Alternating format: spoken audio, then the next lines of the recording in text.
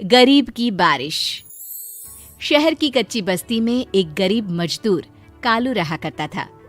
कालू के घर में उसकी पत्नी जानकी थी। जानकी लोगों के घरों में झाड़ू पोछा करके कुछ पैसे कमा लेती थी और वहीं कालू किसी तरह मेहनत मजदूरी करके 2 वक्त की रोटी का जुगाड़ कर लेता था। कुछ दिनों से हो रही बारिश के कारण कालू की मजदूरी बंद हो गई थी। अरे जानकी, इस बार तो बरसात ने हद ही कर दी, रुकने का नाम ही नहीं ले रही। कुछ समझ में नहीं आ रहा, अगर इसी तरह काम पर नहीं गया तो 2 वक्त की रोटी का जुगाड़ कैसे होगा। अरे तुम चिंता क्यों करते हो, बारिश का क्या है, 1 आध दिन में रुक जाएगी और उसके बाद में फिर से काम शुरू हो जाएगा।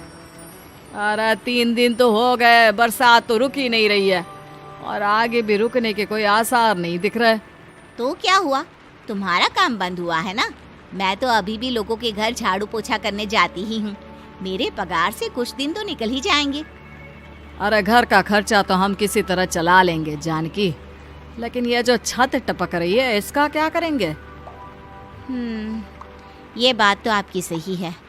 हमारी झोपड़ी अब काफी पुरानी हो चुकी है और इसके छप्पर में भी कई सारे छेद हो गए हैं। रात भर पानी टपकता रहता है। अरे मैं भी इसी बात से बहुत परेशान रहता हूँ। कहीं किसी दिन ज्यादा बारिश आ गई तो हमारी झोपड़ी टूटकर बिखर ना जाए। राम राम राम, ऐसी अशुभ बातें क्यों करते हो? अरे ऐसा कुछ नहीं होने वाला। ये झोपड़ी ही तो हमारा सब कुछ है।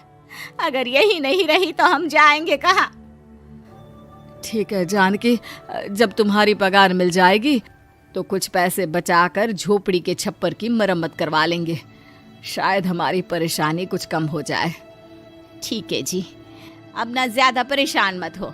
ये लो, खाना खा लो और सो जाओ। सुबह मुझे भी जल्दी काम पर जाना है। जानकी और कालू अपनी झोपड़ी में सो गए। रात को अचानक से बहुत तेज बारिश शुरू हो गई। धीरे धीरे बारिश का पानी कालू की बस्ती में भरने लगा। पानी भरते भरते झोपड़ी के बाहर तक पहुंच गया था। सुबह के वक्त जब कालू और जानकी सोकर उठे, हे भगवान, ये क्या हो गया? बारिश का पानी तो हमारे घरों तक पहुंच चुका है। अब मैं काम पर कैसे जाऊंगी? रहने दो जानकी, तुम आज काम पर मत जाओ।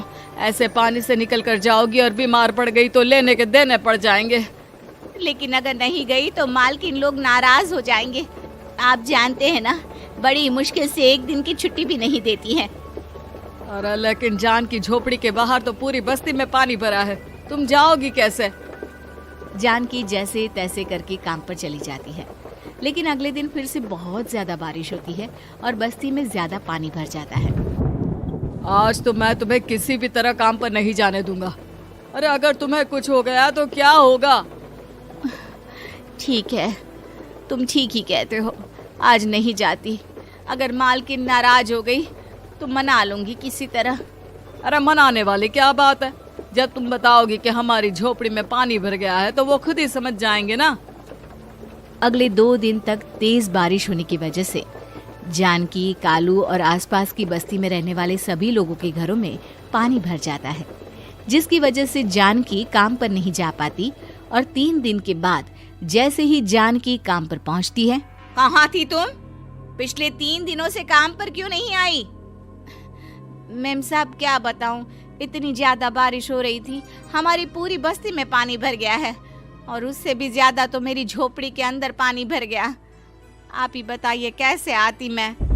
इसका मतलब ये हुआ कि बारिश होगी तो तुम काम पर नहीं आओगी? ना ना, मेरे कहने का ये मतलब नहीं था मैम साहब। तुम जानती भी हो 3 दिन से कितनी परेशानी हो रही है मुझे। सारा काम मुझे खुद करना पड़ा। माफ कर दीजिए मालकिन जी, पर मैं क्या करती, आने के लिए रास्ता ही नहीं था, सब जगह पानी भरा हुआ था। बहाने तो तुझे बहुत बनाने आते हैं। जानकी देख, अगर अगली बार ऐसा किया ना तो फिर काम से हमेशा के लिए छुट्टी। अरे ना ना मालकिन, ऐसा मत कीजिए। बारिश की वजह से मेरे पति की मजदूरी भी छूट गई है। बड़ी मुश्किल से घर में 2 वक्त खाने की रोटी का जुगाड़ हो पाता है। आप मुझे काम से निकाल देंगे तो हम क्या खाएंगे? अगर इतनी ही चिंता है तो फिर रोजाना काम पर आया करो। चलो अब जल्दी से जाकर घर का सारा काम करो। बारिश रुकने का नाम ही नहीं ले रही थी। पूरे शहर में बाढ़ जैसे हालात बन गए थे, लेकिन नौकरी जाने के डर से जानकी किसी तरह रोज काम पर जाती थी। एक दिन जब जानकी काम करके अपने घर लौट आई तो अचानक उसकी बस्ती में कुछ लोगों का शोर सुनाई दिया। अरे लगता है बाहर कुछ हुआ है, मैं जाकर देखता हूँ। हाँ हाँ, पता तो कीजिए, ये बस्ती में लोग इतना शोर क्यों कर रहे हैं। बाहर जाकर कालू ने एक आदमी से पूछा, अरे क्या हुआ भाई, इतना शोर क्यों मचा रहा है? अरे क्या बताए भैया, अपनी बस्ती के बाहर एक पुल टूट गया है और वहाँ पर एक कार फंसी है। थोड़ी देर में अगर किसी ने नहीं बचाया ना तो वो कार पानी में बह जाएगी। हाँ? ये क्या कह रहे हो भैया, कार के अंदर कोई है क्या? हाँ, कोई औरत बैठी है, अकेली है, बहुत रो रही है बेचारी, मदद के लिए बुला रही है। अरे तो हमें जाकर उनकी मदद करनी चाहिए ना। अरे लेकिन इसमें बहुत खतरा है, हमें अपने आप को बचाना चाहिए। पानी कभी भी हमारी बस्ती की तरफ आ सकता है। अरे तुम्हें नहीं चलना तो मत चलो, लेकिन मैं तो जाकर उस औरत की मदद जरूर करूंगा। कालू उस जगह पर पहुंचता है जहां वो औरत कार में फंसी हुई थी। वहां पर पानी का बहाव बहुत तेज था और सारा पानी कालू की बस्ती की तरफ ही आ रहा था। कालू ने एक बड़ी सी रस्सी को पेड़ से बांध दिया और दूसरे सिरे को कार की तरफ फेंक दिया और उस औरत को रस्सी के सहारे बाहर आने के लिए कहा। तभी वहां जानकी भी दौड़ती हुई आई। अरे ये तो मेरी मालकिन है, जिनके यहाँ मैं काम करने जाती हूँ। अरे मैडम जी, आप डरिएगा मत, आपको कुछ नहीं होगा। आपकी गाड़ी को भी मैंने रस्सी से बांध दिया है। थोड़ी देर में पानी का बहाव कम हो जाएगा, फिर हम आपकी कार को भी बाहर निकाल लेंगे। क्या तुम जानकी के पति हो?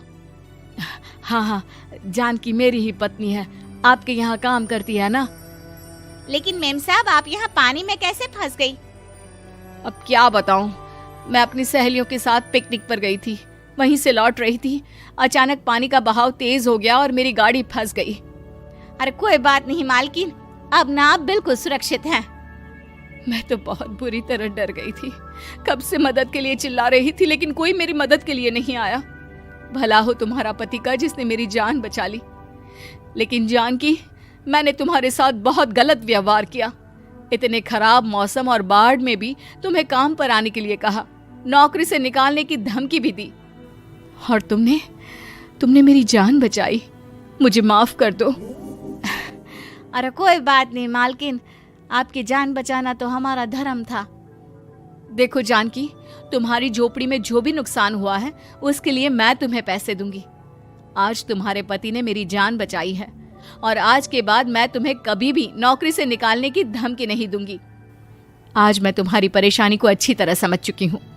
हम जैसे पैसे वाले लोगों के लिए अपने घर में बैठकर बारिश का मजा लेना बहुत आसान है, लेकिन तुम गरीब लोगों के लिए बाढ़ और बारिश काफी परेशानी खड़ी कर देते हैं। ये बात मुझे आज अच्छी तरह समझ आ गई है। आपका बहुत बहुत धन्यवाद मालकिन।